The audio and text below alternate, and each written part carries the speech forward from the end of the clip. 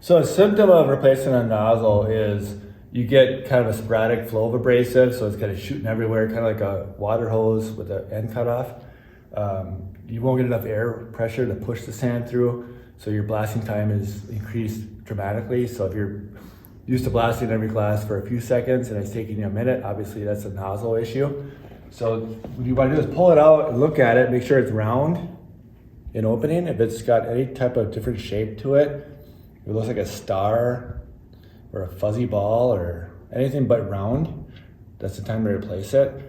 Sometimes I'll put a drill bit in there, like a 3/32 bit, stick it all the way in and then see if it wiggles a lot. If it wiggles, that's another sign.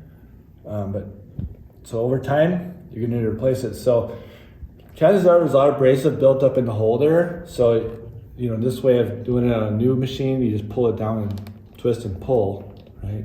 Pretty easy on a new machine.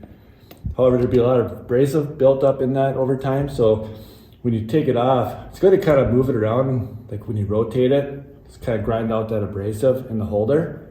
So that way those teeth are freed up, so it releases. So you just kind of give it a couple quick turns, make sure it spins freely. Kind of give it a little tug.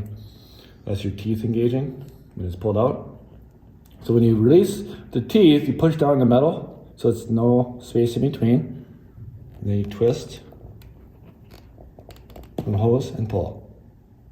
So it's a quick disconnect fitting. So when you take this off, chances are this is gonna be stuck.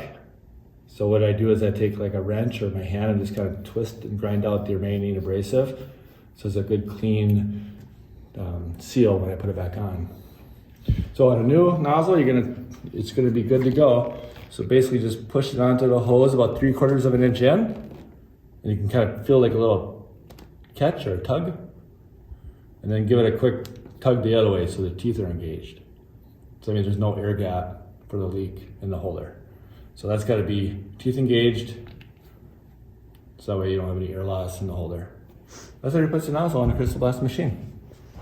Another symptom, if you get your dust frosty or full of abrasive or dust, and you're not sure why that's happening, your filter's clean, it could be a hole in your abrasive hose. Also, obviously, you'll get a little sputter of abrasive out the nozzle. So if you need to replace the hose, normally it's where the bend is. So if I have my hose on the inside bent like that, that's where my wear is gonna happen the most, because that's where the abrasive is gonna hit like a wall, bounce off. So that's where you get that little hole over time. This is polyethylene hose, so it is industrial grade, but just like anything else, with abrasives running through it, it's gonna wear out from the inside out. So it's gonna eventually get a hole. So to replace this hose, or if if you need to cut it back and reattach, you obviously can do that too. You know, we do put extra hose in the machine for that reason. But let's say you need to replace the whole hose all at once. This is how you can do it. What I do is I'll usually loosen up on the window, these knobs, okay? Pull the window out this direction, so I can get both hands in there. And pull up. Yep. So let's say you can't get this abrasive hose out, you're pushing, you're pulling, you just can't get it out.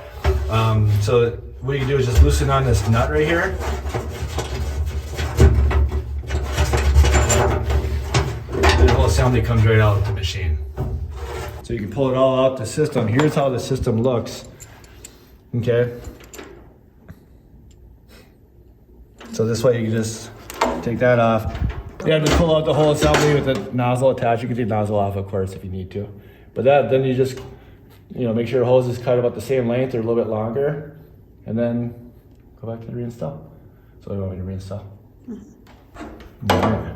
Then reattach the hose, give it a slight tug, and like that. Attach this hose here, give it a slight tug, and then tighten it on the inside.